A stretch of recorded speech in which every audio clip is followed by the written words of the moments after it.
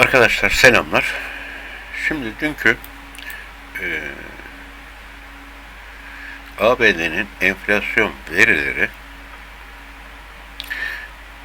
yüksek geldi. Yani beklentilerden de yüksek geldi.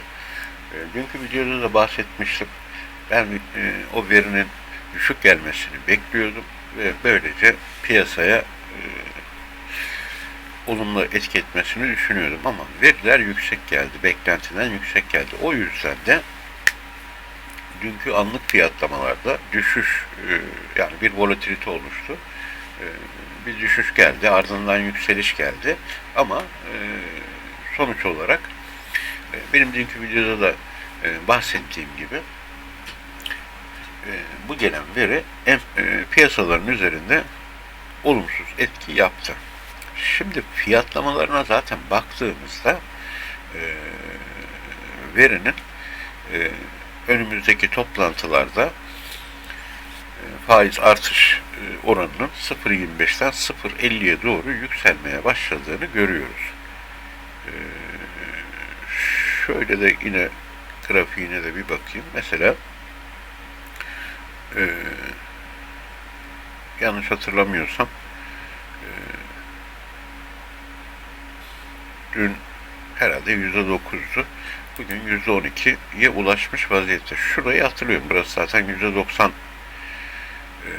civarındaydı. Şu anda bu fiyatlamalar enstrümanların üzerinde bir baskı oluşturuyor. Şimdi Twitter'a da baktığımda gelen açıklamalarda mesela Deutsche Bank beklentiyi 2 tane 25'ten 4 tane 25'e çıkartıp 5.75'e maksimum faiz oranını 5.75'e yükseltmiş. Yani burası 5-5.25 arasıydı. Deutsche Bank bunu 5.75 olarak değiştirmiş beklentisini. Başka bir tweet var mı? Ona da bir bakayım. Konuyla alakalı.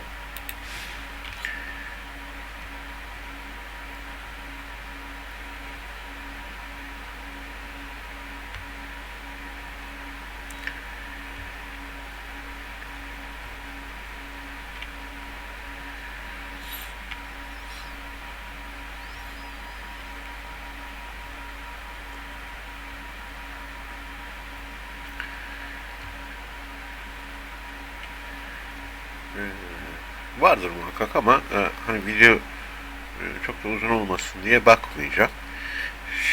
Şimdi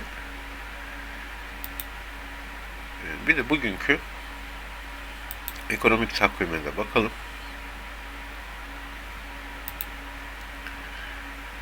Şimdi bugün de İngiltere tarafının enflasyon verileri gelmiş ve bakın İngiltere'nin enflasyonunda düşüş görünüyor. Fakat İngiltere Merkez Bankası'nın faiz beklentisi bu düşüşünden dolayı artışlara 50'şer pips değil, belki 25'şer pips olarak devam edeceğini piyasa düşündüğü için GBP şu anda da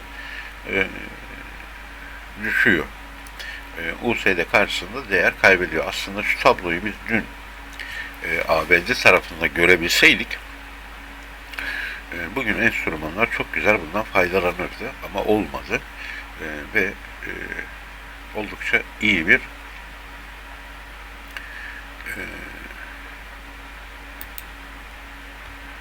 yüksek bir enflasyon verisi geldi.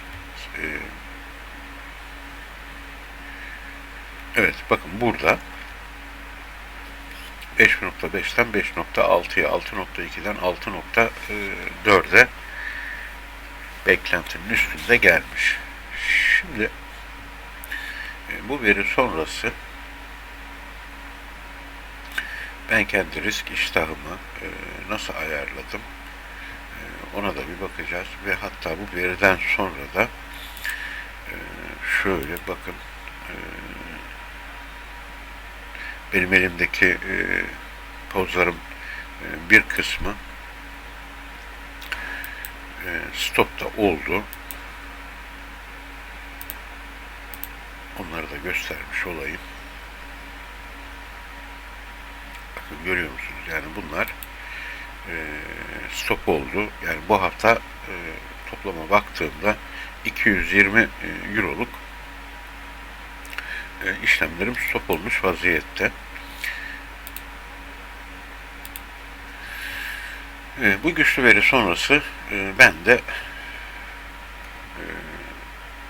risk iştahımı tamamen nötre çevirmiş vaziyetteyim. Ama arada tek bir fark yaptım. Şimdi daha önceki alımlarda yükseliş trendinde olduğumuz için açılan pozisyonları elde tutma tarafındaydım. Şu anda açılan tüm pozisyonlarda algoritmanın verdiği stop loss, TP noktası ve iş süren stop loss'u aktif olarak kullanacağım. Ta ki ne zamana kadar önemli bir ABD verisi gelip bu veri kötü gelene kadar algoritma tüm açtığı işlemlerde stopu kullanacak. Ve iş süren stopu da kullanacak. Elimde de mevcutta şu anda 7, 9, 12, 13, 14, 15 parça pozisyon var ve bunlar da zararda görünüyor. Ama bu pozisyonların dediğim gibi büyük bir bölümünü stop kullanarak devam ettiriyorum. Yani bu işin doğasında var. Yeri gelecek stopta olacağız. Şimdi tüm bunlardan sonra da algoritmanın dediğim gibi risk iştahımı algoritmaya yansıttım. Nötr olarak yansıttım. Yani bunun anlamı şu, bana verdiği her enstrümandaki hedef kanal kadar bir hareket geldiğinde işleme girecek. Şimdi dolar endeksi için satış tarafındayım. Burada 104.18 gelirse sell işlemi yapacak. USD/CP'ye 134.21 gelirse sell işlemi yapacak. Euro USD 1.06.57 gelirse buy işlemi yapacak. GBP USD 1.20.63 gelirse buy işlemi yapacak. Nasdaq 12.291 gelirse buy işlemi yapacak. S&P 500 4066 gelirse buy işlemi yapacak. Bitcoin 21.524 gelirse buy işlemi yapacak. Ethereum 1471 gelirse buy işlemi yapacak. AVAX 17.07 gelirse buy işlemi yapacak. Ons altın dünden açtığımız pozisyon stop oldu. Bakın burada 1850'den açmıştı. 1832'de stop oldu. Bugün de 1833'ten tekrar yeni bir poz açmış. Gümüş 21.21 gelirse buy işlemi açacak. Bugünkü videoda bu kadar. Dediğim gibi risk iştahı tamamen nötr olarak çalıştırıyoruz şu anda algoritmayı. Ta ki önemli bir ABD verisi kötü gelene kadar. Ondan sonra tekrar yükseliş trendine girdiğimiz için açılan pozisyonları orta ve uzun vade elimde tutacağım.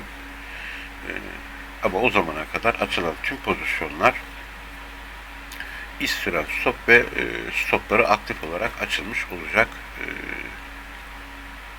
algoritma tarafından. Herkese kolay gelsin, iyi çalışmalar.